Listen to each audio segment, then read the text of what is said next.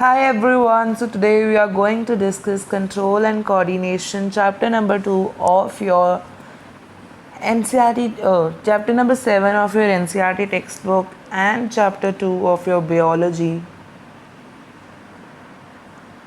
So today we are going to cover it very easily, and although it's very small chapter, but it has a lot of things that you need to remember, which makes student feel that it is hard chapters. So before starting, I shall tell you the solution.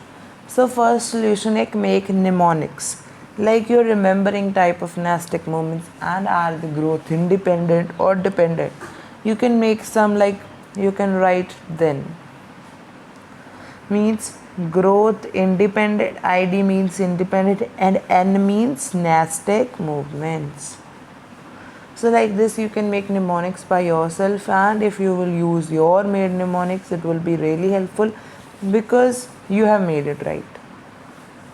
So now starting with the kickoff, what such a man needs is not courage but the nerve control and cool-headedness.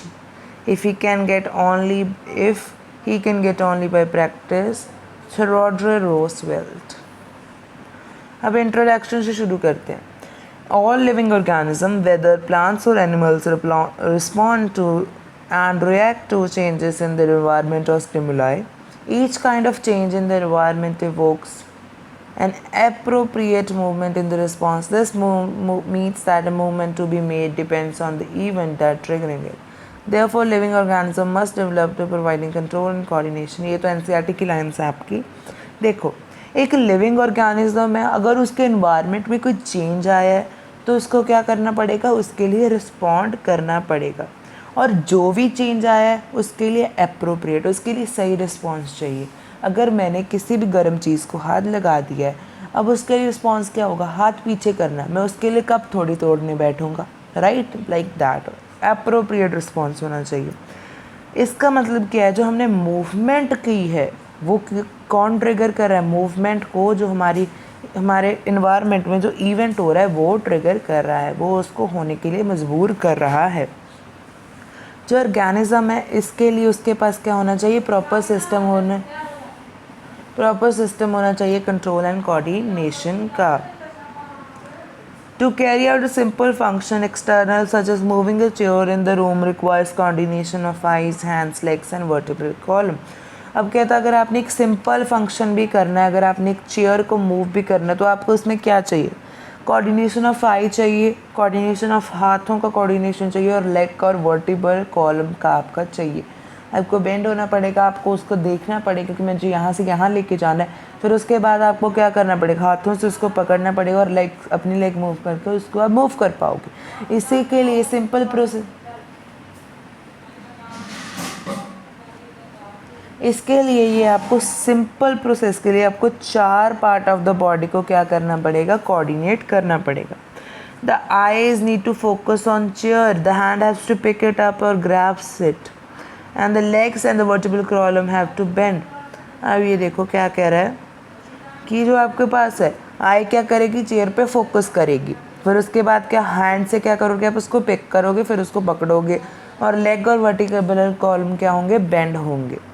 All these actions have to be coordinated in such a manner that they follow a particular sequence so that action is performed properly. अब ये कहते हैं in action को इस तरीके से coordinate करना पड़ेगा कि जो भी ये फंक्शन हो रहे हैं ये एक सीक्वेंस में हो. आप बिना देखे तो उसको पकड़ोगे नहीं, पहले आप देखोगे, तो इसके लिए सीक्वेंस में होनी चाहिए कि आपका जो फंक्शन है वो प्रॉपरली हो पाए. A similar mechanism is also required for internal functions of body. ऐसे ही सिमिलर मैकेनिज्म हमारी बॉडी के इंटरनल फंक्शंस के लिए भी यूज़ होता है. In multicellular organism specialised tissues. अब देखो जो मल्टी सेलुलर ऑर्गेनिज्म है उनमें स्पेशल टिश्यूज़ हैं ये कंट्रोल एंड कोऑर्डिनेशन एक्टिविटीज़ करने के लिए. The individuals does their response according to the changing condition around them. At the same time the body also should maintain the internal condition. अब क्या है, इंडिविजुअल क्या कर सकते हैं, आपके रिस्पॉन्सेस को एडजस्ट कर सकते हैं अकॉर्डिंग टू जो कंडीशन उनके सराउंडिंग में चेंज हो रही है, और सेम टाइम पे बॉडी अपने इंटरनल कंडीशंस को क्या करती है, मेंटेन करती है। There are two system for control and coordination activity, endocrine system and nervous system. अब कंट्रोल एंड कोऑर्डिनेशन करने के लिए पहला तो है आपके पास एंडोक्राइन सिस्टम और दूसरा है nervous system. Plants do not have nervous system, plants के पास नर्वस सिस्टम नहीं होता। The control and coordinate their function by chemical means. अब प्लांट्स क्या करेंगे, उनके पास नर्वस सिस्टम तो है नहीं, सिर्फ एंडोक्राइन सिस्टम है जिनकी वजह से वो हार्मोन्स रिलीज कर सकते हैं और जिसकी वजह से वो कोऑर्डिनेट करते हैं और कंट्रोल करते हैं अपने फंक्शंस को केमिकल मीन्स की वजह से। Animals have both endocrine and nervous system to control and coordinate. अब प्लांट्स के पास तो सिर्फ एंडोक्राइन सिस्टम है, बट एनिमल्स के पास नर्वस सिस्टम और एंडोक्राइन सिस्टम दोनों है। The two system together constitute neuroendocrine system. अब देखो, अब आपके पास एक तो नर्वस सिस्टम है और एक एंडोक्राइन सिस्टम है, तो जिनको ऐड करोगे तो ये क्या बनेगा, न्यूरो एंडोक्राइन सिस्टम। अब हमने ये पढ़ लिया किसने, ये बेसिक इंट्रोडक्शन थी आपके चैप्टर की। So now we are going to literally start this with the coordination in animals. पहले एनिमल्स पढ़ेंगे, फिर प्लांट्स पढ़ेंगे और फाइनली एंड कर देंगे इस चैप्टर को एनिमल हॉर्मोन्स के साथ। Animal move from one place to another if they can locomate. Therefore, the animal have continuously encountered changes in their environment. All the animals should be able to sense or adapt or adjust the changes in order to maintain a constant rate within the body. अब देखो, जो आपके animals हैं वो एक जगह से दूसरी जगह जाते हैं, मतलब वो लोकोमेट करते हैं। लोकोमेट का मतलब क्या होता है, लोकोमोशन। लोकोमोशन का मतलब क्या होता है, जब आपकी सारी बॉडी के पार्ट्स मूव कर रहे हों, like when you are moving, आपके हाथ भी मूव कर रहे होते हैं, आपकी आर्म्स भी मूव करती होती हैं, आपकी जो आइज़ हैं वो भी फंक्शन में होती हैं और आपकी लेग्स भी फंक्शन में होती हैं। इसकी वजह से जो है, जो हमारे एनिमल्स को कॉन्टिन्यूसली जो भी हमारे इन्वायरमेंट में चेंजेस हो रहे हैं उनको क्या करना पड़ेगा, इनकाउंटर करना पड़ेगा। जो एनिमल्स हैं उनके पास सेंस होनी चाहिए जिसके साथ वो अडेप्ट कर सके इन चेंजेस को, जिनकी वजह से वो अपनी बॉडी में एक कांस्टेंट स्टेट रख सकते हैं। अब आता है आपके पास nervous system. Nervous system sponges और all multicellular organisms contain nervous system which can be simple or complex.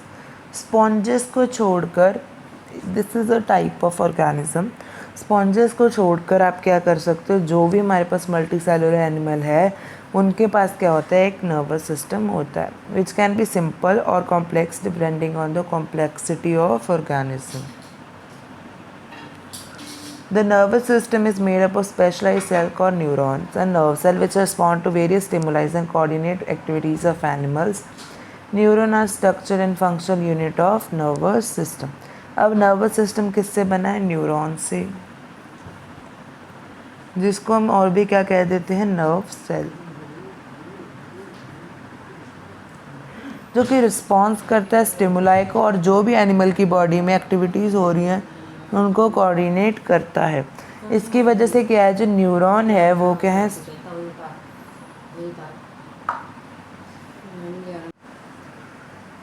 अब क्या है, न्यूरॉन क्या है, structure and function unit of nervous system, कि स्ट्रक्चर भी नर्वस सिस्टम का यही बनाते हैं और जो भी उसमें फंक्शन हो रहे हैं वो भी न्यूरॉन करते हैं। तो इसके लिए इम्पॉर्टेंट बन जाता है आपके पास क्या करना, स्ट्रक्चर ऑफ न्यूरॉन को स्टडी करना, स्ट्रक्चर ऑफ न्यूरॉन को स्टडी करना।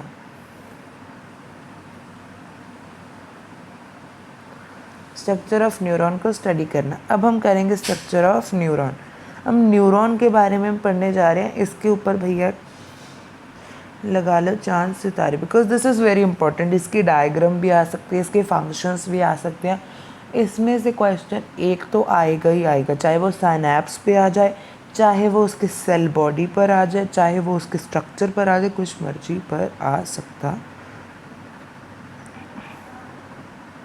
Okay, neuron is an elongated branch cell which consists of 3 different parts of namely cell, body, dendrite and axon. अब क्या है, न्यूरॉन में क्या होता है कि elongated होता है, मतलब लंबा सा, और ब्रांच्ड हमारे पास एक सेल होता है। इसके पास 3 डिफरेंट पार्ट्स होते हैं। पहला तो होता है सेल बॉडी, जिसको हम साइटोन भी कह देते हैं। फिर होता है डेंड्राइट, फिर होता है एक्सॉन। अब देखो सेल बॉडी से शुरू करेंगे। सेल बॉडी और cyton. Cell body consist of nucleus with abundant cytoplasm. अब सेल बॉडी में क्या है, न्यूक्लियस है और साइटोप्लाज्म है। In the cytoplasm numerous cells organelles are embedded, plus क्या है, ऑर्गेनेलीज हैं। माइटोकॉन्ड्रिया हो गया, एंडोप्लाज्मिक रेटिकुलम होगा, गोल्जी अपरेटस हो गया, Nissl granules are also present in cytoplasm. और साइटोप्लाज्म में क्या प्रेजेंट है, Nissl granules. And their main function is synthesis of protein. अब नेसल ग्रैन्युल्स क्या करते हैं, synthesis of protein. They are absent in axon. अब एक्सॉन में क्या है, वो एब्सेंट है। अब देखो ये क्या है, नेसल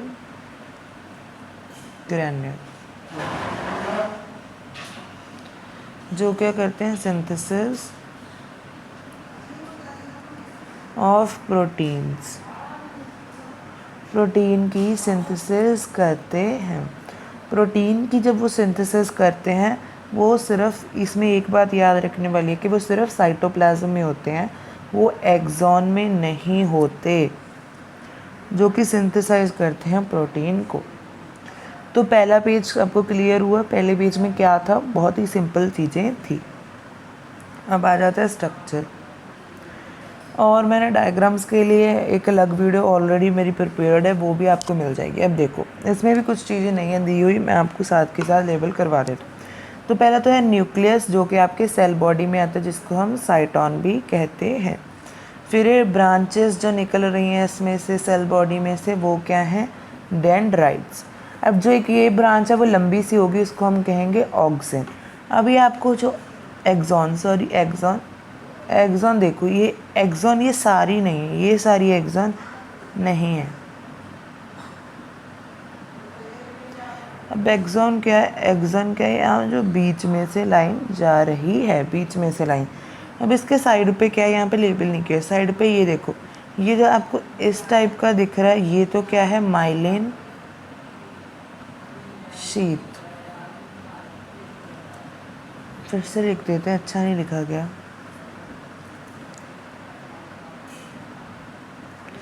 तो ये तो क्या है, ये है माइलिन शीट। और उसके साथ ही आपको कुछ सर्कल सर्कल दिख रहे होंगे, ये होते हैं श्वान सेल्स। श्वान सेल्स, अब श्वान सेल्स क्या करते हैं, सिक्रीट करते हैं माइलिन शीट को। और ये आपकी आ गई,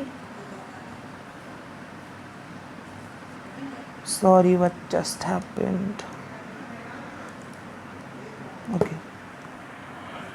तो अब इसकी ये है आपके पास nerve ending, this is nerve ending, जिसको आप एक्सॉन एंडिंग भी कह देते हो, एक्सॉन एंडिंग भी कह देते हो। इसके साथ आपका स्ट्रक्चर ऑफ न्यूरॉन में क्लियर कर रहा हूँ। अब आ जाता है आपका dendrites, short fibres which are branched repeatedly and project to the cell body are called dendrite. अभी मैंने बताया जो फाइबर्स हैं आपके, शॉर्ट फाइबर्स हैं जो कि ब्रांच किए हुए हैं आपके और बाहर को जा रहे हैं ब्रांच होके, उनको हम डेंड्राइट कहते हैं। सेल बॉडी पे ये देखो, ये जो आपके बाहर को निकल रहे हैं सेल बॉडी से, they are generally short and branched cytoplasmic processes। यहाँ पे प्रोसेसेस नहीं आएगा, यहाँ पे आएगा स्ट्रक्चर्स। अब ये क्या है, छोटे छोटे ब्रांच्ड हैं और किससे बने हैं, साइटोप्लाज्म से। दीज मे बी वन और मैनी इन नंबर, ये एक भी हो सकते हैं और एक से ज़्यादा भी हो सकते हैं। Dendrite receive impulses from receptor और other neuron and bring it to the cell body. अब डेंड्राइट क्या करते हैं, रिसीव करते हैं इम्पल्स को, यहाँ से रिसीव करेंगे इम्पल्स को, या तो रिसेप्टर से करेंगे या फिर किसी और न्यूरॉन से। अब हमारे पास आ जाता है axon. It is a single long branch fibre which transfer nerve impulses away from cell body to other neuron. अब एक्सॉन क्या एक सिंगल है, ये भी एक ब्रांच्ड फाइबर है पर ये लंबा है, वो शॉर्ट थे। अब क्या था, ये ट्रांसमिट करते हैं नर्व इम्पल्स को सेल बॉडी से दूर दूसरे न्यूरॉन में। Axon consist of a central thin cytoplasm centre axial continuous with the cell body. अब साइटोप्लाज्म के एक थिन साइटोप्लाज्म सिलेंड्रिकल साइटोप्लाज्म है जो कि आपका कॉन्टिन्यूस होता है सेल बॉडी से, सेल बॉडी के बाद ही कॉन्टिन्यू होता है। The cytoplasm of the axon is called axoplasm. अब जो साइटोप्लाज्म तुम्हें एक्सॉन में मिलेगा उसको तुम क्या कहोगे, axoplasm. The axolemma also known as nerve membrane. अब जो नर्व मेम्ब्रेन है उसको क्या कहा है इन्होंने, axolemma. It is a thin permeable membrane that surrounds the axis of cylinder. अब यहाँ पे क्या है, ये देखो इसके जो सराउंडिंग यहाँ पे क्या है, यहाँ पे आपको मिलेगा एक्सोलेमा। यहाँ पे आपको क्या मिलेगा, एक्सोलेमा, जो कि कुछ भी नहीं है, नर्व मेम्ब्रेन है, एक परमिएबल मेम्ब्रेन है। अब आ जाते हैं आपके types of axon. Types of axon, there are two type of axon. एक तो होता है मेलिनेटेड और एक होता है नॉन माइलिनेटेड। अब माइलिनेटेड फाइबर्स क्या होते हैं, इनके पास लेयर होती है एक फैटी मटेरियल की जिसको माइलिन शीट कहते हैं। अब यहाँ पे जो मैं ये देखो, ये क्या है, ये एक माइलिनेटेड है, माइलिनेटेड है। क्यों, क्योंकि इसके पास माइलिन शीट है। ये देखो ये माइलिन शीट है, ये क्या है, एक फैटी शीट है, फैटी मटेरियल, एक फैटी मटेरियल है जिसको हम माइलिन शीट कहते हैं। Nerve fibres like myelin sheath है कॉल्ड नॉन माइलिनेटेड। अब जिसके पास माइलिन शीट है उसको हम माइलिनेटेड कह रहे हैं और जिसके पास नहीं है उसको नॉन माइलिनेटेड कह रहे हैं। The gaps between two adjacent myelin sheath है कॉल्ड नोड्स ऑफ रनवीर। अब देखो gaps between two adjacent myelin sheets है कॉल्ड, देखो यहाँ पे मैं आपको समझाऊँ अगर, अब यहाँ पे देखो ये आपका एक्सॉन जा रहा है, अब इसके ऊपर क्या है, माइलिन शीट है।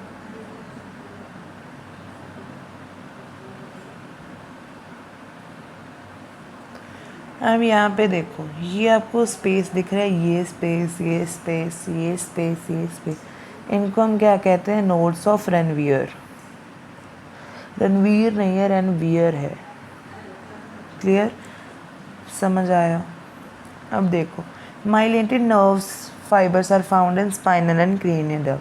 अब जो ये माइलिनेटेड नर्व्स हैं, नर्व फाइबर्स हैं आपको जिनके ऊपर माइलिन शीट है, वो आपको स्पाइनल और क्रेनियल नर्व्स में मिलती हैं।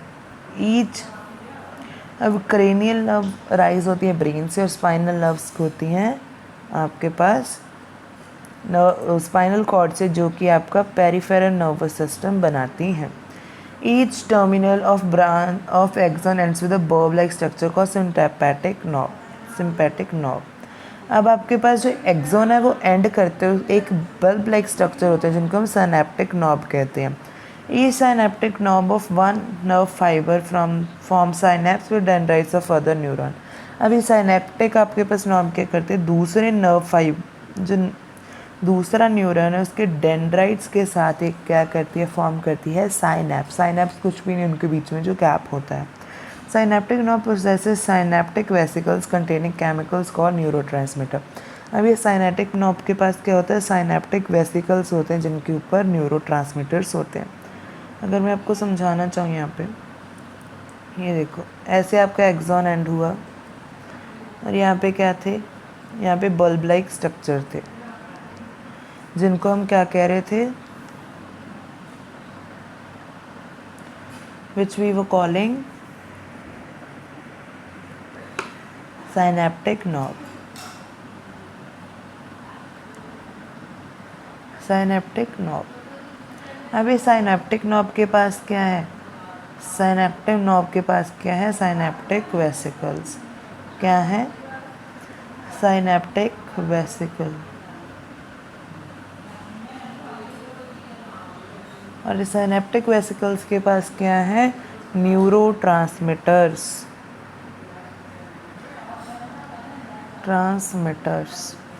ये क्या होते हैं, ये कुछ भी नहीं होते, ये होते हैं केमिकल्स भैया, केमिकल्स होते हैं जो इन्फॉर्मेशन ट्रांसमिशन में हेल्प करते हैं। इतना क्लियर हुआ। अब आता है आपके पास type of neuron. Type of axon पढ़ लिए, दो होते हैं, माइलिनेटेड और नॉन माइलिनेटेड, और टाइप्स ऑफ न्यूरॉन पढ़ लेते हैं अब ये क्या होते हैं, न्यूरॉन क्लासीफाई कर सकते हैं हम थ्री डिफरेंट कैटेगरीज में। तो पहला आता है आपका सेंसरी न्यूरॉन। ये हमने क्लासीफाई किया उनके फंक्शंस पे कि वो उनके फंक्शन क्या हैं। सेंसरी न्यूरॉन पहला, they receive sensory information from scale, skeletal muscles and other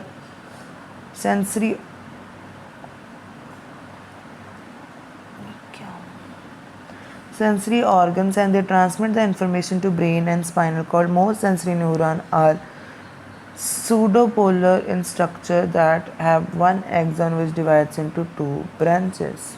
अब देखो, आपके जो सेंसरी न्यूरॉन है वो क्या करते हैं, इन्फॉर्मेशन को रिसीव करते हैं, चाहे वो स्किन से हो, स्केलेटल मसल्स से हो, या फिर कोई सेंसरी ऑर्गन में से हो। फिर वो इस इन्फॉर्मेशन को लेके जाएंगे ब्रेन या फिर स्पाइनल कॉर्ड तक।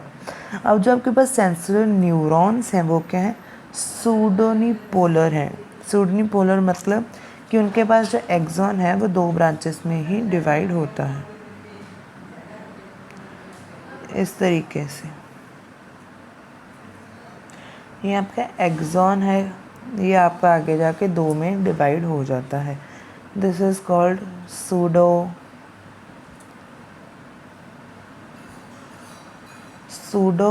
Unipolar.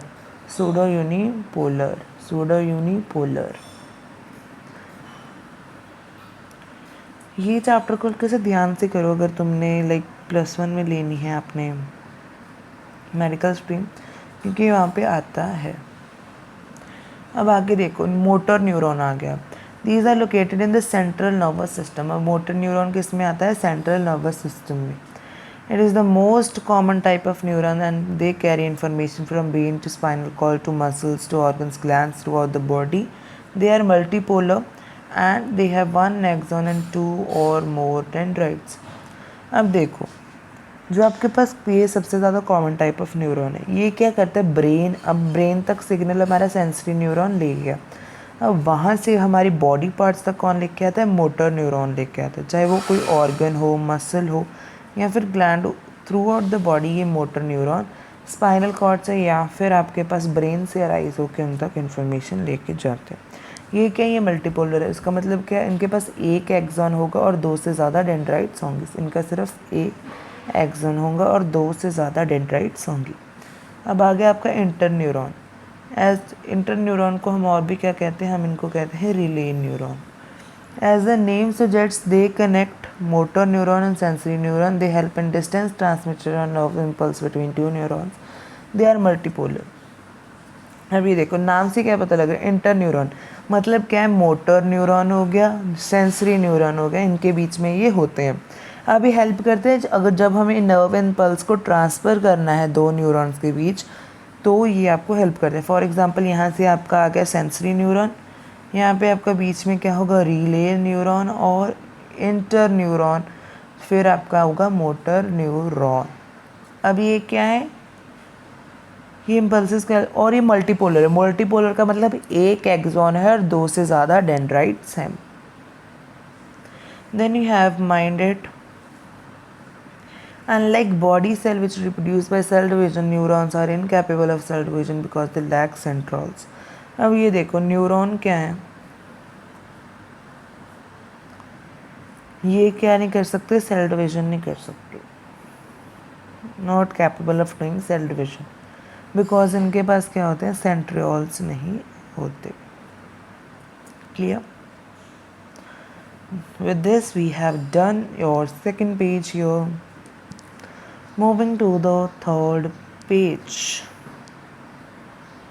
and in total we have 20 pages, and after 18 slides are of questions. Okay, transmitation of nerve impulse. अब नर्व इम्पल्स का ट्रांसमिशन कैसे होगा, a nerve impulse is transmitted from one neuron to another to junction called synapse. अब देखो, आपका जो पास nerve impulse है वो एक न्यूरॉन से दूसरे न्यूरॉन तक कैसे जाती है, जंक्शन की वजह से जाती है, जिसको हम साइनेप्स कहते हैं। The nerve impulses carried between the pair of neuron through chemical substances called neurotransmitter. अभी हमने पढ़ा था साइनेप्टिक नर्व के अंदर क्या होता है, साइनेप्टिक वेसिकल्स होते हैं जिसके अंदर क्या होता है, न्यूरोट्रांसमीटर्स होते हैं। अब जो हमारे पास नर्व इम्पल्सेस हैं वो दो पेयर ऑफ न्यूरॉन के बीच में केमिकल सब्सटेंसेस की वजह से इम्पल्सेस क्या होती हैं, कैरी फॉरवर्ड होती हैं। और ये जो केमिकल सब्सटेंसेस हैं इनको हम क्या कहते हैं, न्यूरोट्रांसमीटर्स कहते हैं। The nervous system is made up an organized network of neurons specialized for conducting information through electric impulses from one part of the body to another. अब जो आपका नर्वस सिस्टम है वो किससे बना है, ऑर्गेनाइज्ड नेटवर्क ऑफ न्यूरॉन से बना है।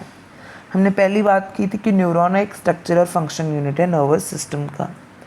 अब ये जो हमारे पास न्यूरॉन है ये किसके लिए स्पेशलाइज है, ये हमारी इंफॉर्मेशन को एक जगह से दूसरी जगह लेके जाने के लिए थ्रू इलेक्ट्रिक इम्पल्सेस हमारी बॉडी से इनको लेकर एक बॉडी से दूसरे पार्ट तक, एक पार्ट से लेकर दूसरे पार्ट तक लेके जाते हैं।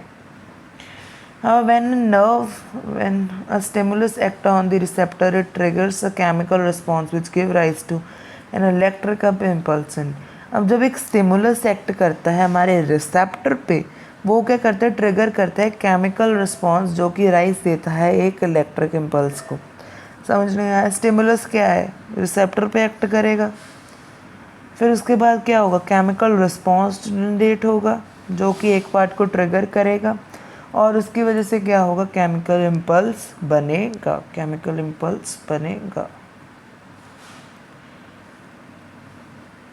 फिर उसके बाद आ गया, this electric impulse travels from one dendrite to the cell body and crosses and along the side. पहले क्या होगा, ये डेंड्राइट में जाएगा, फिर उसके बाद सेल बॉडी में और उसके बाद एक्सॉन में जाएगा। At the end of axon the electric impulse release neurotransmitter in synapse. अब जब एंड आ जाएगा एक्सॉन का तो इलेक्ट्रिक इम्पल्स क्या करेंगे, रिलीज करेंगे न्यूरोट्रांसमीटर साइनेप्स में। साइनेप्स क्या था, वो जंक्शन था दो न्यूरॉन्स के बीच में। These chemicals crosses the synapse and starts a similar electric impulse in the dendrite of next neuron. अब क्या, ये क्रॉस कर जाते हैं आपके साइनेप्स को और ये सिमिलर इलेक्ट्रिक इम्पल्स शुरू कर देते, जो हमें ऊपर पड़ा अभी वो सिमिलरली नेक्स्ट न्यूरॉन में शुरू कर देंगे। This process continues till the electric impulse reach the motor neuron present in the brain and spinal cord. ये प्रोसेस तब तक चलेगा जब तक आपका जो इलेक्ट्रिक इम्पल्स है वो मोटर न्यूरॉन तक नहीं पहुंच जाता जो हमारे ब्रेन और स्पाइनल कॉर्ड में प्रेजेंट है। In a similar way, these impulses from the brain and spinal cord are transmitted to the other cells such as muscles or gland. और सिमिलर वे यही तरीके से आपका क्या है, जो मोटर न्यूरॉन है ब्रेन और स्पाइनल कॉर्ड से आपके दूसरे सेल्स जैसे मसल सेल हो गए, कोई ग्लैंड हो गए, उस तक वो इम्पल्स को लेके जाते हैं। The axon of the motor nerves connected to the muscle are neuromuscular junction which transmit a message from brains that cause muscle to contract or relax. अब क्या है, जब ये axon of the motor nerves क्या करती हैं, muscle के साथ कांटेक्ट बनाती हैं, तो उसको हम न्यूरोमस्कुलर जंक्शन कहते हैं, जो कि ट्रांसमिट करता है मैसेज फ्रॉम ब्रेन और कॉज करता है मसल को कॉन्ट्रैक्ट हो जा या तो रिलैक्स हो जा। ये आपका स्ट्रक्चर ऑफ न्यूरोमस्कुलर जंक्शन यही आपके एनसीईआरटी में दिया हुआ है। अब देखो एक्सॉन है, ये देखो ये पार्ट क्या है, ये आपका न्यूरॉन है, ये आपका न्यूरॉन है। लेट मी इरेज इट, ऐसे तो आपको समझ नहीं आएगा। अब ये देखो एक्सॉन है आपके पास और ये क्या है, मसल फाइबर है। मसल फाइबर में क्या होंगी, कैपिलरीज होंगी। अब देखो यहाँ पे क्या हो रहा है, मीट कर रहे हैं ये दोनों, तो ये क्या आएगा आपके पास, न्यूरोमस्कुलर जंक्शन है। इनको इन्होंने जूम कर ऐसे दिखाया हुआ है। ये आपका क्या है, ये आपका है एक्सॉन की नर्व एंडिंग। इसमें देखो ये क्या है, साइनेप्टिक नर्व है। इसमें क्या है, ये देखो साइनेप्टिक वेसिकल्स हैं जिनमें न्यूरोट्रांसमीटर्स हैं और ये यहाँ पे इन्होंने माइटोकॉन्ड्रिया दिखाई है। अब ये आपका मसल फाइबर है, मसल फाइबर पे भी माइटोकॉन्ड्रियास हैं और यहाँ पे ये इससे इम्पल्स को लेगा। Clear. Nerve impulse travel from, ये इंपॉर्टेंट है, ये बिल्कुल इंपॉर्टेंट है, आपको पेपर में 1 मार्क के लिए, 2 मार्क के लिए, 3 मार्क के लिए और 5 मार्क के लिए भी पूछा जा सकता है। अगर 1 मार्क के लिए पूछा जाए तो जितना यहाँ पे लिखा बहुत सही है। 2 मार्क्स में लिखा जाए तो आपको हल्का हल्का एक्सप्लेन करना है। 3 मार्क्स में लिखा जाए ज़्यादा एक्सप्लेन करना है। और 5th अगर 5 मार्क्स में ये क्वेश्चन बनता है तो आपको जितना भी पता है इनके बारे में सब लिख डालो। क्लियर। अब nerve impulse travel in the following manner from neuron to next. पहले देखो डेंड्राइट पे क्या होगा, इम्पल्स रिसीव होगा, फिर सेल बॉडी में जाएगा, फिर एक्सॉन में जाएगा, फिर नर्व एंडिंग पे जाएगा, फिर उसके बाद साइनैप्स होगा, फिर उसके बाद डेंड्राइट टू नेक्स्ट न्यूरॉन पे चला जाएगा। इसके साथ आपका क्या खत्म हुआ?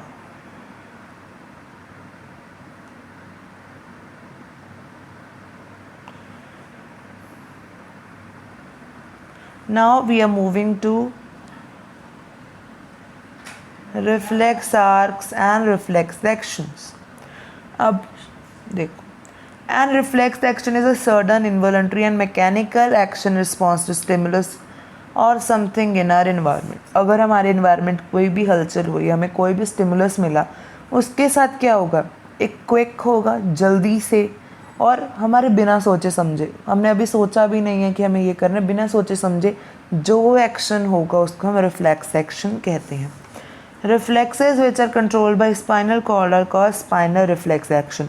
अब जो रिफ्लेक्स एक्शन को हमारी स्पाइनल कॉर्ड कंट्रोल करेगी उसको क्या कह दोगे, spinal reflex action. Reflex arc is defined as the route taken by the nerve impulse और the end responses in the reflex. अब रिफ्लेक्स एक्शन हुआ, जहाँ तक ये आपका हमारे पास रिफ्लेक्स का रिस्पॉन्स जाएगा वो सारे रूट को हम क्या कहते हैं, रिफ्लेक्स आर्क कहते हैं। अब आ जाता है आपका components of reflex arc. Components of reflex arc.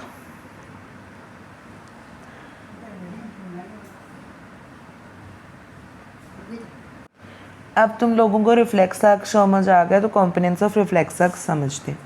The basic component of reflex arc include. अब कंपोनेंट क्या है, पहले तो आपका रिसेप्टर है जो स्टिमुलस को रिसीव करेगा, फिर सेंसरी न्यूरॉन है जो ब्रेन तक लेके जाएगा, और उसके बाद एक और क्या होगा, एक इंटीग्रेशन सेंटर होगा। इंटीग्रेशन सेंटर पे आपका जो रिले न्यूरॉन है और इंटरसेंटर न्यूरॉन है वो वहाँ पे प्रेजेंट होगा, जो मोटर न्यूरॉन और आपके सेंसरी न्यूरॉन के अंदर एक कांटेक्ट बनाएगा। और उसके बाद क्या होगा, मोटर न्यूरॉन आपका ब्रेन से लेके जाएगा इलेक्ट्रिक इम्पल्स आपके इफेक्टर तक, जो कि आपका टारगेट ऑर्गन होता है, might be a muscle cell, gland और एनीथिंग जहाँ पे आपको उसको एक्ट कर। अब आ गया आपका रिसेप्टर। रिसेप्टर क्या होता है, the distal end of dendrite initiates a nerve impulse in a sensory neuron in response to internal or external stimulus.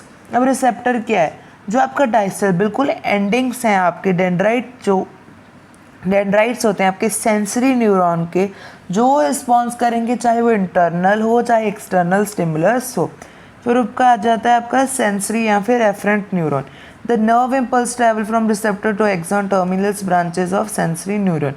अब देखो सेंसरी न्यूरॉन में क्या होगा, जो नर्व इम्पल्स है वो ट्रैवल करेगी एक्सॉन में और terminal branches of the sensory neuron, मतलब एंड तक पहुंच जाएगी नर्व सेंसरी न्यूरॉन की। Integration centre, it consist of synapse which transmit impulses from sensory neuron to motor neuron. अब इंटीग्रेशन सेंटर में क्या है, साइनैप्स है जो कि ट्रांसमिट करेगा इम्पल्सेस को from sensory neuron to motor neuron. अब मोटर न्यूरॉन को हम इफरेंट न्यूरॉन भी कहते हैं। It transmit the impulses from integration centre to the effector organ such as the muscle और पैर।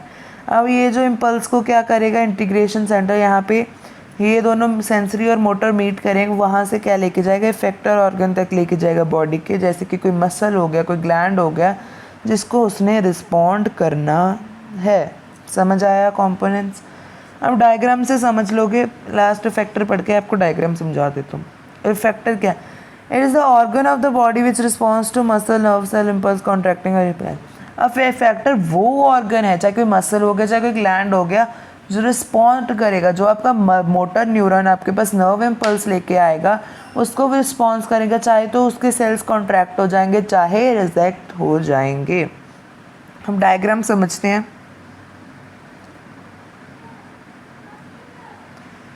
अब देखो, आपकी स्किन में रिसेप्टर्स हैं, उन्होंने क्या छुआ, एक हॉट पॉट छुआ, हॉट पॉट छुआ। अब क्या है, आप यहाँ पे आपको गर्मी महसूस हुई तो आपका जो यहाँ पे रिसेप्टर है उसने ये फील किया, थर्मो रिसेप्टर है आपका, या फिर थिग्मो रिसेप्टर आप कह सकते हो। फिर उसके बाद यहाँ से क्या हुआ, सेंसरी न्यूरॉन से यहाँ पे आपका गया स्पाइनल कॉर्ड में। स्पाइनल कॉर्ड यहाँ तो आपको स्पाइनल कॉर्ड से रिस्पॉन्स मिल जाएगा, या फिर आपको वो मैसेज ब्रेन तक लेके जाना पड़ेगा। अब सेंसरी न्यूर, अब यहाँ पे हमारी ये सिचुएशन के लिए क्या मिल गया, रिप्लाई कहाँ से मिल गया, आपका स्पाइनल कॉर्ड से। तो यहाँ पे क्या है, यहाँ पे आपका उनका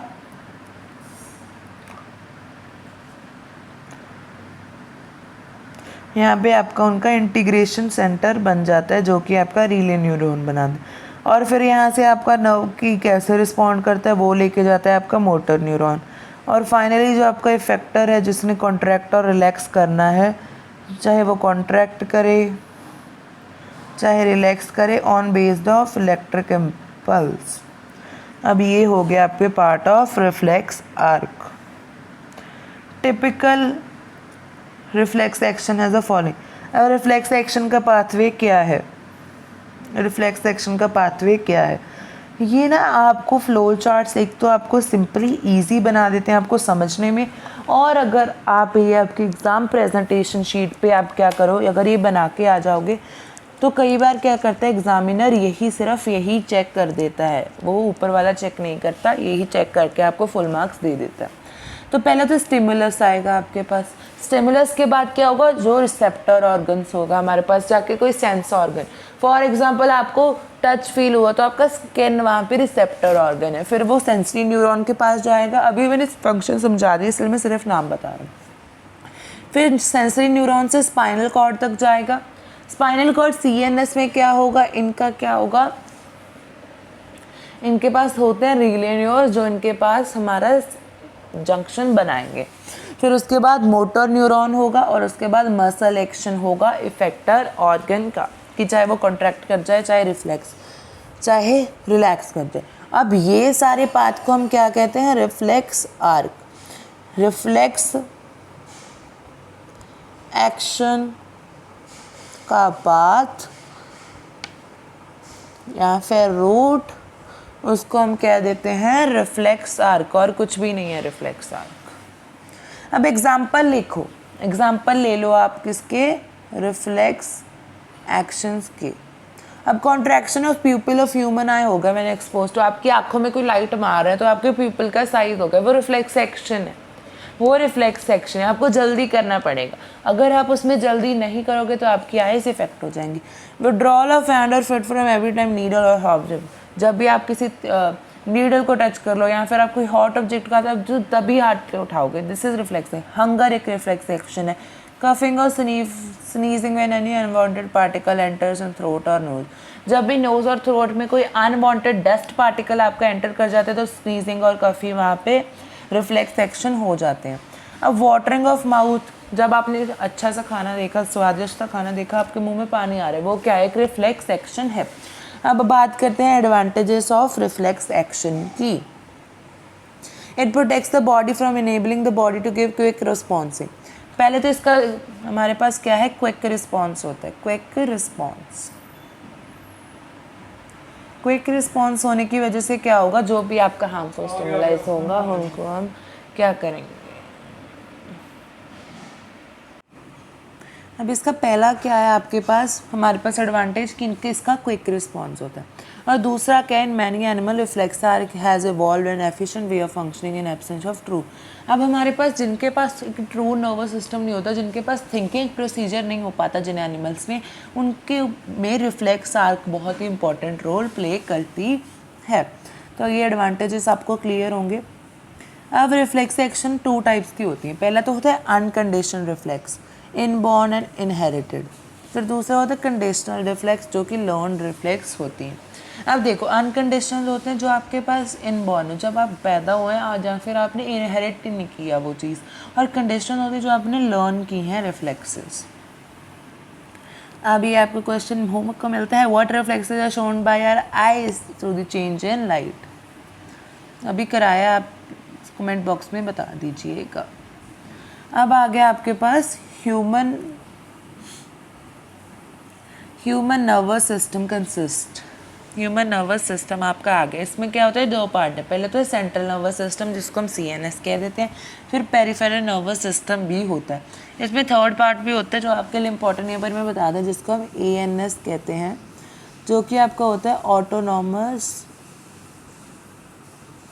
nervous system. Clear, autonomous nervous system. अब देखो ह्यूमन नर्वस सिस्टम है आपका, वो दो पार्ट में डिवाइड है। पहले तो सेंट्रल नर्वस सिस्टम CNS जिसमें ब्रेन आता है और स्पाइनल कॉर्ड आता है। फिर आपका आता है पेरिफेरल नर्वस सिस्टम जिसमें क्या आता है, सोमैटिक नर्वस सिस्टम आता है और ऑटोनॉमिक नर्वस सिस्टम। ओके, ये यहाँ पे करो रब, ये आपका दिया हुआ है ऑटोनॉमिक नर्वस सिस्टम जो कि आपका आता है पेरिफेरल नर्वस सिस्टम के। पेरिफेरल देखो अब डिवाइडेड है सोमैटिक नर्वस सिस्टम और ऑटोनॉमिक। ऑटोनॉमिक में क्या आता है, सिंपैथिक नर्वस सिस्टम और पैरासिम्पैथिक नर्वस सिस्टम। क्लियर है आपका। CNS का है, इसके क्या है, दो पार्ट्स हैं, ब्रेन है और स्पाइनल कॉर्ड है। जिस पेरिफेरल नर्वस सिस्टम है सोमैटिक नर्वस सिस्टम है और ऑटोनॉमिक। ऑटोनॉमिक के आगे दो पार्ट है, सिंपैथिक और पैरासिम्पैथिक। क्लियर, जल्दी से शुरू कर दें, बहुत ही ज़्यादा चैप्टर पढ़ा है अभी तुम्हारा। अब central nervous system. The central nervous system includes brain and spinal cord which is the continuation of brain.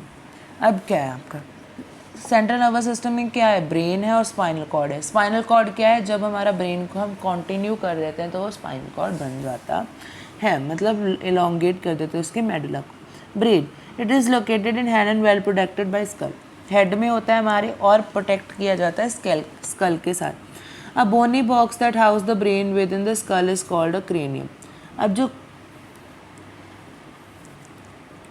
जो बोनी बॉक्स होता है हमारे ब्रेन के स्कल के साथ, उसको हम क्या कह देते हैं, क्रेनियम कह देते हैं। And the brain can be divided into 3 major part, forebrain, midbrain and hindbrain. They have different part. अब देखो हम उसको ब्रेन को 3 पार्ट्स में डिवाइड कर सकते हैं, फोर ब्रेन, हैंड ब्रेन और मिड ब्रेन में, जिनके अलग अलग अपने फंक्शन हैं, स्पेसिफिक फंक्शन है। अब देखो डायग्राम देखो, ये सारा क्या है, ये फोर ब्रेन है, सेरेब्रम, क्रेनियम।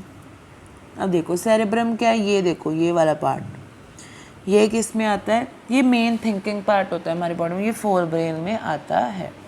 फिर उसके बाद क्रेनियम स्कल जो प्रोटेक्शन प्रोवाइड करता है, ये आपका होगा मिड ब्रेन, और ये स्पाइनल कॉर्ड जो आपकी आगे जा रही है। अब ये जो आप देखोगे, ये जो देखो, ये जो बीच में ये आपका क्या है, हाइपोथैलेमस। अब ये साइड में आपको बल्ब दिख रहा है, ये पिट्यूटरी ग्लैंड है।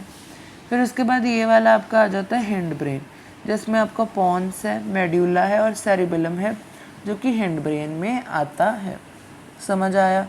Fore brain, cerebrum, cranium, midbrain, spinal cord, hypothalamus, pituitary gland. यहाँ पे पीनियल ग्लैंड भी होता है, पीनियल ग्लैंड। और ये हैंड ब्रेन है, हैंड ब्रेन में क्या है, पॉन्स है, मेड्यूला है और सेरिबेलम है। ये डायग्राम हो गया आपकी ह्यूमन ब्रेन की।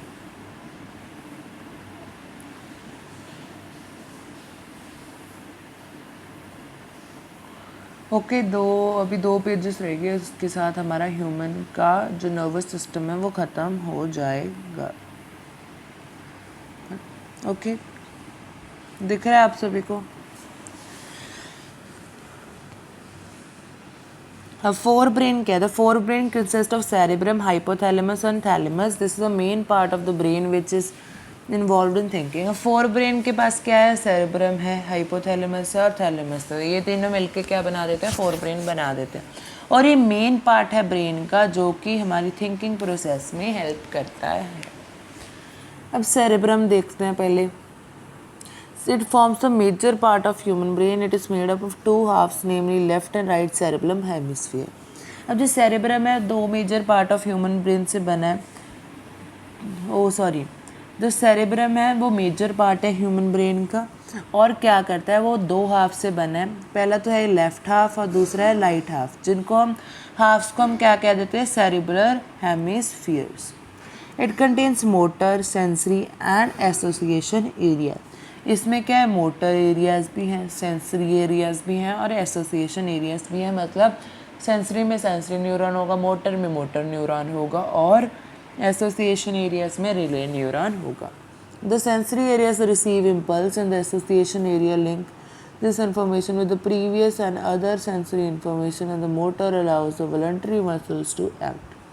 अब सेंसरी एरिया क्या करेगा, रिसीव करेगा इम्पल्स को, और जो आपको एसोसिएशन एरिया जो हमारे पास प्रीवियसली हमारे दिमाग में जो भी चीज़ें स्टोर हैं उनका यूज़ करके रिस्पॉन्स देने की कोशिश करेगा। फिर उसके बाद आपका आ जाता है मोटर न्यूरॉन। मोटर न्यूरॉन क्या करेगा, हमारे वॉलंटरी जो मसल्स हैं उनको एक्ट करने के लिए मजबूर कर देगा। Cerebrum is responsible for intelligence, memory and consciousness.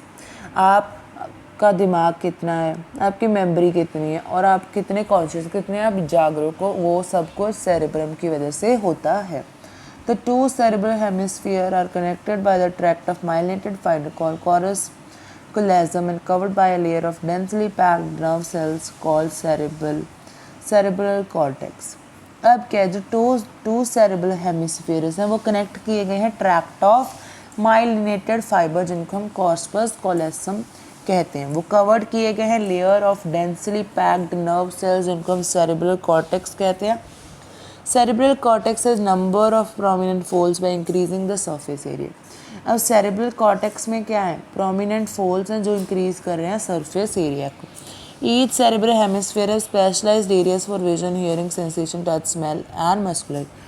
अब जो हमारे पास सेरेब्रल हेमिस्फीयर है उनके पास स्पेशलाइज्ड एरिया है जिससे हमको दिखता है, सुनता है, कुछ फील होता है, टच होता है, स्मेल आती है या फिर कोई भी मस्कुलर एक्टिविटी होती है। फिर आ जाता है आपका thalamus. The cerebrum is wrapped around the structure called thalamus. Cerebrum को किसने रैप किया हुआ है, थैलेमस ने। It coordinates the sensory impulses from various sense organs such as eyes, ears, skin and relays it to cerebrum। अब ये क्या करता है, कोऑर्डिनेट करता है सारी सेंसरी इम्पल्सेस को इकट्ठा करके हमारे सेंस ऑर्गन से, जैसे आई हो गया, ईयर हो गया, स्किन हो गया, और उसके बाद उसको रिले कर देता है, उसको कनेक्ट कर देता है हमारे सेरेब्रम से। फिर आता है आपके पास hypothalamus. Hypothalamus is situated below thalamus. Thalamus के नीचे क्या है, hypothalamus. It is an important region of brain का important region. It contains large number of centres which control body temperature, heart rate, hunger, thirst, sleep and blood pressure. इसमें क्या है, centres है, कोई centre temperature, body temperature regulate कर रहा है, कोई हार्ट रेट कर रहा है, कोई हंगर कर रहा है, कोई थर्स्ट कर रहा है, कोई स्लीप कर रहा है और कोई ब्लड प्रेशर कर रहा है। It also secrete neurohormones which regulate secretion of anterior lobe of pituitary। अभी क्या रिलीज करता है, न्यूरो हार्मोन क्या करता है, सिक्रीशन शुरू करवा हमारे पास एंटीरियर लोब है पिट्यूटरी ग्लैंड का, उसको सिक्रीशन करने के लिए कहता है, या फिर कितनी सिक्रीशन करनी है वो ये रेगुलेट करता है। फिर आगे आपका फोर ब्रेन क्लियर है। फोर ब्रेन में सेरेब्रम, थैलेमस और हाइपोथैलेमस है। एंड डोंट वरी, अभी तो हमारी रेफरेंस बुक रीडिंग चल रही है और उसके बाद हम क्या करेंगे, आज का क्या करेंगे शुरू, शॉर्ट नोट्स, जिसमें आपको मैं शॉर्ट नोट साथ के साथ बनवाता रहूँगा। अब ये देखो, midbrain, it is located between thalamus and hypothalamus of the forebrain and pons of hindbrain. अब मिड ब्रेन क्या है, थैलेमस और हाइपोथैलेमस फोर ब्रेन का और पॉन्स ऑफ हिंड ब्रेन के बीच में है। मतलब सिंपली अगर कहें, यहाँ पे फोर ब्रेन, यहाँ पे आपका मिड ब्रेन और यहाँ पे hindbrain. Clear. It serves as a relay centre of sensory information from sense organs to cerebrum. अब ये कैसा एक्ट करता है, हमारे रिले सेंटर बनाता है फॉर सेंसरी इंफॉर्मेशन। एक सेंस ऑर्गन से सेरेब्रम के बीच में क्या बनाता है, रिले सेंटर बनाता है। रिले का मैं आपको मतलब बता चुका हूँ, जैसे मोटर और सेंसरी के बीच में इंटरकनेक्शन रिले न्यूरॉन बनाते हैं, यहाँ पे ये रिले बनाता है आपके फोर ब्रेन और हिंड ब्रेन में। It also controls the reflex movement of various muscle. अभी वेरियस मसल्स हैं उनकी रिफ्लेक्स मूवमेंट को भी कंट्रोल करता है। अब आपका मिड ब्रेन बहुत ही छोटा था, हिंड ब्रेन पे आते हैं। Hind brain consist of cerebellum, pons viroli and medulla oblongata. अब हिंड ब्रेन में क्या है? सेरिबेलम है, सेरेब्रम नहीं है, सेरिबेलम है, pons viroli and medulla oblongata है। अब सेरेबेलम क्या है? It is considered as the second largest part of brain. पहला सबसे बड़ा था सेरेब्रम और दूसरा सबसे बड़ा है cerebellum. It is convoluted surface to provide additional space for many more neuron. अभी इसका क्या है? कॉन्वोल्यूटेड सरफेस है जिसकी वजह से एडिशनल स्पेस मिल रही है फॉर मोर न्यूरॉन्स। सेरेबेलम देखो इस तरीके से इसका सरफेस है, ये देखो, जो कि क्या करता है? इंक्रीज कर देता है स्पेस फॉर मोर न्यूरॉन्स। ये इसके शेप और स्ट्रक्चर की वजह से होता है।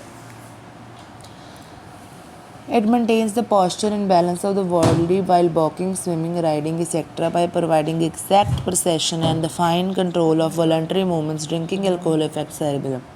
अब देखो हमारी बॉडी को क्या posture and balance of the body बनाता है जब हम वॉक कर रहे हैं, स्विम कर रहे हैं या फिर राइड कर रहे हैं। वह प्रोवाइडिंग एग्जैक्ट प्रिसेशन हमें बताता है कि कहाँ पे हमें वेट रखना है, like how to maintain the body structure, कि कौन सी मूवमेंट करनी। द फाइनल कंट्रोल, ये फाइन कंट्रोल करता है आपके वॉलंटरी मूवमेंट्स का। अब जो हमारे अल्कोहल पीने से क्या होता है? सेरेबेलम इफेक्ट होता है। पॉन्स, दूसरा रीजन है pons. Pons consist of fibre tracts that is interconnected with different regions of brain. अब जो क्या है पॉन्स क्या है? फाइबर ट्रैक्स हैं, फाइबर के ट्रैक हैं जिनकी वजह से क्या होता है? इंटरकनेक्शन बनता है डिफरेंट रीजन्स ऑफ ब्रेन के। डिफरेंट रीजन्स ऑफ ब्रेन इसकी वजह से कनेक्टेड रहता है। मेडुला ओब्लोंगटा, जिसको हम सिंपली मेडुला भी कह देते हैं, medulla oblongata is connected to the spinal cord. ये क्या स्पाइनल कॉर्ड से कनेक्टेड है। It contains centres for various activities. अब डिफरेंट एक्टिविटीज़ के लिए इसमें अंदर क्या है? सेंटर्स हैं, जैसे कि रेस्पिरेशन करानी है, स्नीजिंग करनी है, कफिंग करनी है या फिर गैस्ट्रिक एक्सक्रीशन करनी है, ये सब कुछ करते हैं। It also contain central of for cardiovascular reflexes. जो हमारे कार्डियोवैस्कुलर रिफ्लेक्सेस होते हैं उसका सेंटर भी हमारे मेडुला ओब्लोंगटा में होता है। Brain is done. Now we move to spinal cord. Spinal cord, it forms a connecting link between brain and peripheral nervous system. अब ब्रेन और पेरिफेरल नर्वस सिस्टम के बीच में आपका क्या है? रिले है हमारी spinal cord. It is protected by vertebral column. It is a continuation of brain stem medulla oblongata. अब जब ये क्या है? इसको प्रोटेक्ट, जैसे हमारे ब्रेन को प्रोटेक्ट करने के लिए हमारे पास स्कल था, वैसे इसको प्रोटेक्ट करने के लिए वर्टिब्रल कॉलम है जिसको हम क्या कह देते हैं? बैकबोन। अब ये क्या? जब हम मेडुला ओब्लोंगटा को क्या करें? कंटिन्यू कर दें तो आपका क्या बन जाएगा? स्पाइनल कॉर्ड बनता है। The function of spinal cord का फंक्शन क्या है? Coordinate simple spinal reflexes. जो आपके reflex action spinal cord connect करता है वो क्या होता है? स्पाइनल रिफ्लेक्सेस उसको कंट्रोल करता है। Provide structure supports and maintain the body के पॉस्चर, और जो हमारी स्ट्रक्चर की सपोर्ट है वो इसकी वजह से होती है। Maintain the transmission of messages from muscle skin to brain. अब जो हमारे मैसेजेस आते हैं हमारे सेंसरी न्यूरॉन लेके, उनको ब्रेन तक कौन पहुंचाता है? हमारा स्पाइनल कॉर्ड। अब ये रिसीव करता है सेंसरी इंफॉर्मेशन रिसेप्टर से, उसको ट्रांसपोर्ट करता है ब्रेन। अब रिसीव करता है इंफॉर्मेशन रिसेप्टर से और उसके बाद ट्रांसपोर्ट कर देता है टू ब्रेन कि उसकी प्रोसेसिंग हो पाए। अब ब्रेन क्या है? Brain is enclosed in bony box. Inside the box which brain contain a fluid balloon which is extra. ये कहता होता है सेरेब्रो स्पाइनल फ्लूइड होता है जो कि आपका क्या करता है? प्रोटेक्ट करता है आपके ब्रेन को शॉक से। ये पहले ही एक बोनी बॉक्स में होता है, पर अगर हमें शॉक से प्रोटेक्ट करना है तो हमारे पास सेरोस्पाइनल फ्लूइड होना चाहिए। फिर उसके बाद मैनिंग्स होते हैं, protective covering of brain and spinal cord. अब मैनिंग्स क्या होता है? प्रोटेक्टिव कवरिंग होती है ब्रेन, जो प्रोटेक्ट करता है हमारे ब्रेन और स्पाइनल कॉर्ड। उसके 3 मेम्ब्रेन होते हैं, ड्यूरा मैटर, आर्कोनॉइड एंड पिया मीटर। ये हमारी क्या है? प्रोटेक्शन है ब्रेन की। पहले तो बोनी बॉक्स में, दूसरा फ्लूइड कंटेनिंग बलून है जिसमें सेरेब्रोस्पाइनल फ्लूइड होता है। फिर मैनिंग्स है जो कि कवर करते हैं आपके स्पाइनल कॉर्ड और ब्रेन को। और उसके बाद हमारे पास मैनिंग्स की 3 मेम्ब्रेन होते हैं, ड्यूरा मीटर, आर्कोनॉइड एंड पिया मीटर। समझ आया?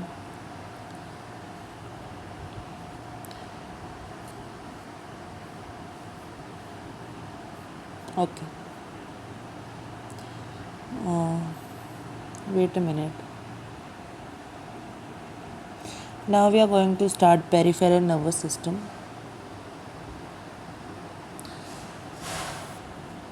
Peripheral nervous system. It comprises of nerves associated with brain. अब जो हमारी नर्व्स निकलती हैं ब्रेन और स्पाइनल कॉर्ड से क्या बन जाता है? पेरिफेरल नर्वस सिस्टम बन जाता है। अब जो हमारा पीएनएस है पेरिफेरल नर्वस सिस्टम, उसमें 2 टाइप के नर्व्स हैं। पहले तो क्रेनियल नर्व है, दूसरी स्पाइनल नर्व्स है। Cranial nerves, those nerve which arises from brain and known, जो ब्रेन से निकलती हैं वो क्या है? आपकी क्रेनियल नर्व्स हैं। They can be sensory, motor और मिक्सड। अब ये क्या हो सकते हैं? ये नर्व क्या हो सकते हैं? चाहे सेंसरी भी हो सकते हैं, मोटर भी हो सकते हैं और मिक्सड भी हो सकते हैं। इन reptiles, birds and mammals 11 pair of cranial nerves are present, while in amphibian fishes only 10 pairs are present। अब जो आपके रिप्टाइल, बर्ड्स और मैमल्स हो गए, मतलब ह्यूमंस में भी 12 पेयर ऑफ क्रेनियल नर्व्स होते हैं। और जो आपके पास एम्फीबियंस और पीसीज हैं फिशेज, उनके पास सिर्फ 10 पेयर ऑफ वो क्रेनियल नर्व प्रेजेंट होते हैं। और स्पाइनल नर्व की बात करें, those nerve which arise from spinal cord, जो स्पाइनल कॉर्ड से अराइज होंगी वो उनको स्पाइनल नर्व्स कह देते हैं। There are major nerve cells of the body. Okay, there are major nerves of the body which can be of 5 types. और 5 type की मेजर स्पाइनल नर्व्स कौन सी हैं? Cervical, thoracic, lumbar, sacral, coccygeal. Important नहीं है 10th class के लिए, फिर भी अगर आपको याद है तो बहुत अच्छी बात। नर्व्स हैं जो बॉडी की, वो 5 टाइप्स की हैं, cerebral, thoracic, lumbar, sacral and ऑब्लिक्यूल। In humans 31 pair of spinal nerve मिलते हैं। ह्यूमंस में आपके पास 31 पेयर ऑफ स्पाइनल नर्व होते हैं, मतलब टोटल 62 आपके पास नर्व्स होती हैं। Okay, then you have autonomic nervous system, जिसको हमने कहा था ANS। It transmitted impulses from CNS to involuntary organs and smooth muscles of the body। अब ये क्या करते हैं? हमारे सेंट्रल नर्वस सिस्टम से इनवॉलंटरी ऑर्गन्स हैं जो हमारे कंट्रोल में नहीं होते और स्मूथ मसल्स होते हैं बॉडी के, उन तक इम्पल्स लेकर जाता है। It controls involuntary activities of internal organs, for example blood vessels, glands and smooth muscles of alimentary canal and uterus. It is categorise into. अब देखो ये क्या कंट्रोल करता है? इनवॉलंटरी एक्शंस, एक्टिविटीज़ जो भी हमारे इंटरनल ऑर्गन्स की होती हैं, जैसे ब्लड वेसल की होगी, कोई ग्लैंड की होगी, या फिर स्मॉल मतलब मसल्स की होगी एलिमेंट्री कैनाल के, या फिर यूट्रस की होगी। इन सभी को कौन कंट्रोल करता है? हमारा ऑटोनॉमिक नर्वस सिस्टम। इसको हम कैटेगराइज कर सकते हैं सिंपैथिक नर्वस सिस्टम में और पैरासिम्पैथिक नर्वस सिस्टम में। अब अगर हम बात करें अब जो सिंपैथिक नर्वस सिस्टम है, it is located near thoracic and lumbar region of spinal cord. अब जो हमने पढ़ा था यहाँ पे देखो, थोरिक और ल्यूम्बर 5 टाइप की नर्व्स हैं और इनके पास क्या होते हैं? सिंपैथिक नर्वस सिस्टम होता है। The main function is to secrete hormones which stimulate the body to fight flight response. अब इसका मेन फंक्शन क्या है? ये ऐसे हॉर्मोन्स क्रिएट करता है जो कि स्टिमुलेट करें फाइट और फ्लाइट रिस्पॉन्स को। It is done by regulating heart rate, respiration, pupillary response. It prepares the body for any potential danger। ये बॉडी को प्रिपेयर करते हैं कोई भी अगर उसके पास डेंजर आता है, चाहे उसको रेस्पिरेशन करनी है, चाहे हार्ट रेट रेस्पिरेशन का रेट घटाना बढ़ाना है, प्यूपिलरी रिस्पॉन्स करना है, उसके लिए सिंपैथिक नर्वस सिस्टम आपका होता है। अब parasympathetic nervous system, it is located between spinal cord and medulla. यहाँ पे मेडुला है, यहाँ पे स्पाइनल कॉर्ड है और उसके बीच में क्या है? Parasympathetic. It is primary responsible for body's rest and digestion responses, aim to bring the body to state of calm. इसका क्या मतलब, रिस्पॉन्सिबल किसके लिए, बॉडी के रेस्ट के लिए और डाइजेशन के रिस्पॉन्स के लिए, और ये ब्रिंग करता है बॉडी को आपकी एक काम स्टेट में, काम स्टेट में। समझ आया, ये इतना इंपॉर्टेंट नहीं है फॉर क्लास 10 बट स्टिल। अब आपका आ जाता है what is the difference between a reflex action and walking. अब रिफ्लेक्स एक्शन और चलने में फ़र्क क्या है, डिफरेंस देखो। It is a sudden involuntary and spontaneous response. ये क्या है, ये आपके कंट्रोल में नहीं है और आपने एकदम आपका रिस्पॉन्स दे दिया, इसको रिफ्लेक्स एक्शन कहेंगे। पर वॉकिंग में क्या है, एक वॉलंटरी एक्शन है ये, in which the information is transmitted by nerves to muscles to leg. ये स्पॉन्टेनियस नहीं, इसमें पहले तो नर्व से मसल तक जाएगा, हमारे लेग्स तक, फिर ब्रेन तक, ये सब कुछ थिंकिंग से हो रहा है, ये स्पॉन्टेनियस नहीं है। यहाँ पे आप सिंपली लिख सकते हो नॉट स्पॉन्टेनियस। अब it is control and coordinated by spinal cord. जो आपका रिफ्लेक्स एक्शन है वो स्पाइनल कॉर्ड कोऑर्डिनेट करता है, और जो कंट्रोल ब्रेन करता है वो है वॉकिंग। तो ये आपके डिफरेंस आ गई। तो 3 डिफरेंस लिख सकते हो, यहाँ पे इकट्ठा ही दिया हुआ है ये सब। अब what happens at synapse between two neuron. अब साइनैप्स में क्या होता है,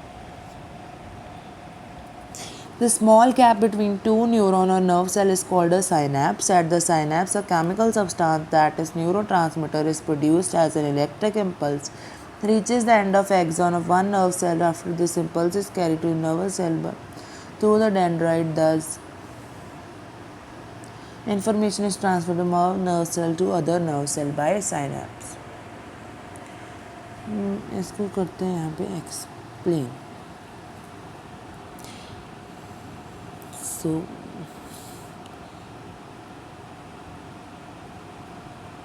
please excuse me for my drawing, but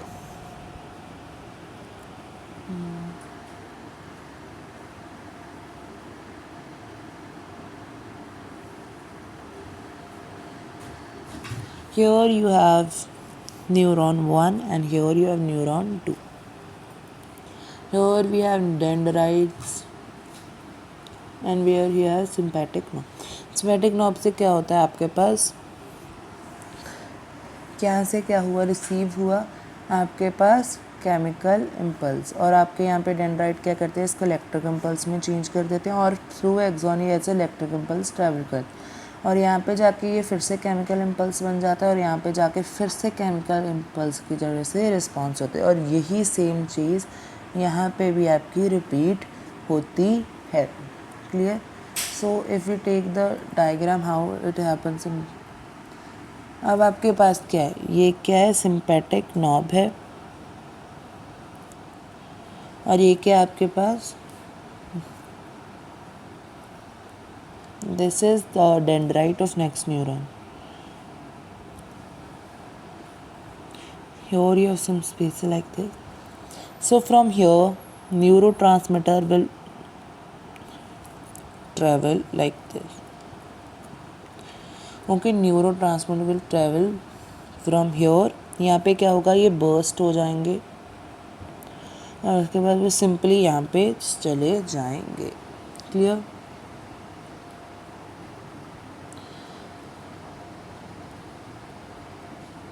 हम कहते हैं how do we detect the smell of an agarbatti incense stick. Incense stick की स्मेल हमें कैसे डिटेक्ट होती है। Smell of agarbatti incense stick diffuses in the air. It is detected by olfactory receptor present in the nose. Then the information is sent to olfactory lobe by the sensory nerve which is located in forebrain. Forebrain interpret the smell by putting it together with the information from the receptor as well as information with already stored in brain.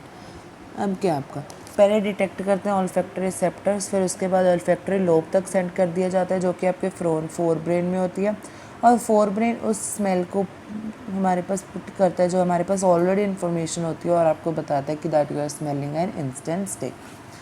What is the role of brain in reflex action? Brain has no role in reflex action. These involuntary actions are controlled by spinal cord which occurs spontaneously without thinking of how. अब ब्रेन का कोई भी role नहीं होता उस reflex action में, spinal cord ही सब कुछ कर देती है। अब coordination in plants, coordination in plant. So if we talk about, we have done 8 styles and with this we have done आपका ह्यूमन का nervous system. And moving further, we are now going to do control coordination in plants. Coordination in plants.